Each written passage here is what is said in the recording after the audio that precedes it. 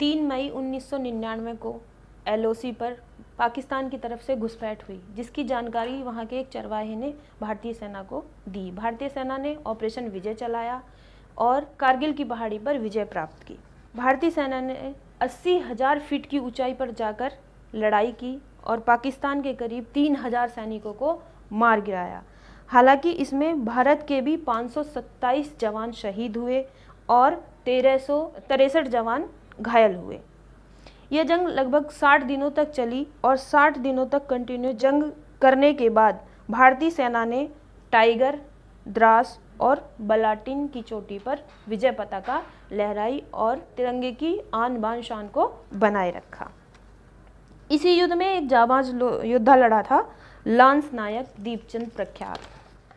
दीपचंद हिसार के पैबरा गांव में पैदा हुए थे। दीपचंद के दादा उन्हें बचपन में शौर्य की कहानी सुनाया करते थे, आज़ादी की कहानी सुनाया करते थे। उन्हें बताया करते थे कि कैसे कैसे देश के शहीदों ने और देश के बड़े बड़े लोगों ने इस लड़ाई में पार्टिसिपेट किया और कितने स्ट्रगल के बाद हमें आज़ादी मिली। इन सब कहानियों को सुनकर दीपचंद को काफ़ी प्रेरणा मिली और उन्होंने शुरू से ही आर्मी ज्वाइन करने का मन बना लिया। दीपचंद हमेशा से ही चाहते थे कि वो आर्मी ज्वाइन करें और भारत माता की सेवा करें।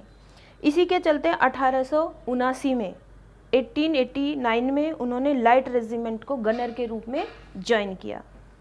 दीपचंद बताते हैं कि जब वे पहाड़ी पर चढ़ रहे थे, कारगिल युद्ध के समय पर जब वो पहाड़ी पर 80 फीट ऊंचाई पर चढ़ रहे थे, तो उन्होंने उस सैनिक से जो उनके लिए खाने का इंतज़ाम करता था उससे कहा कि हमें नाश्ता मिले ना मिले, हमें खाने का इंतज़ाम हो या ना हो, लेकिन हमारे लिए गोला बारूद का इंतज़ाम होते रहना चाहिए। कारगिल की घटना के 2 साल बाद फिर भारतीय संसद पर हमला हुआ।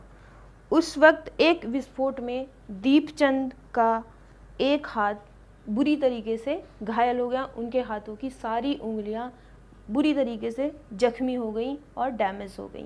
इलाज के दौरान उन्हें उनका एक हाथ और उनके दोनों पैर भी काट दिए गए, क्योंकि दोनों पैर में उनके चोट लगी थी और डॉक्टर्स ने उनकी जान बचाने के लिए, इन्फेक्शन ना फैले, इसके कारण उनके दोनों पैर भी काट दिए। डॉक्टर्स ने 24 आवर्स का समय लिया था और इस 24 आवर्स में उन्हें 17 यूनिट खून के चढ़ाए गए। उसके बाद उनकी जान बचा ली गई। दीपचंद के 2 बेटे हैं। दीपचंद आज अपने गांव में रहते हैं, अपना रोज़मर्रा का काम करते हैं, अपनी रिस्पॉन्सिबिलिटी अच्छे से निभाते हैं। गांव में ही एक किराना की शॉप है, उसको चलाते हैं। दीपचंद के 2 बेटे हैं। उनका बड़ा बेटा मैनेजमेंट की पढ़ाई कर रहा है और छोटा बेटा 11th क्लास में पढ़ रहा है। दीपचंद के कोई बेटी नहीं थी। जब दीपचंद से हमारी बात हुई तो उन्होंने बताया कि वो चाहते थे कि उनकी एक बेटी हो, लेकिन क्योंकि उनकी बेटी नहीं हुई तो उन्होंने एक 2.5 साल की बच्ची को अडॉप्ट किया और वो उसे अपनी बेटी की तरह ही पाल रहे हैं। और बहुत आज उनकी एक हैप्पी फैमिली है, कंप्लीट फैमिली है और वो अपने जीवन में खुश हैं। दीपचंद एक मोटिवेशनल, उनके कई सारे टीवीज़ में, कई सारे मैगजीन्स में, कई सारे डिजिटल प्लेटफॉर्म पर अलग अलग इंटरव्यूज़ आते हैं और हर इंटरव्यू में उनका साहस कितना प्रबल रहता है ये देखते ही बनता है। दीपचंद कहते हैं कि अगर मुझे एक बार फिर से जीने का मौका मिले, फिर से नई ज़िंदगी मिले या मैं दोबारा जन्म लूँ, तो मेरी यही इच्छा रहेगी कि मैं फिर से भारत माता के लिए लड़ सकूं और अपना जीवन उन पर न्यौछावर कर सकूं। दीपचंद की इस कहानी को सुनाते हुए हमें कुछ लाइनें याद रही हैं जो कि शायद आपको भी रोमांचित कर देंगी।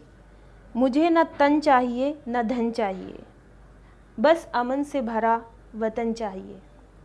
जब तक जिंदा रहूं इस मातृभूमि के लिए, मरूं तो तिरंगा ही कफन चाहिए। ये तो थी नायक दीपचंद की कहानी। आई होप सो कि आपको पसंद आई होगी। जय हिंद। इन खबर चैनल को सब्सक्राइब करें और बेल आइकन दबाना ना भूलें।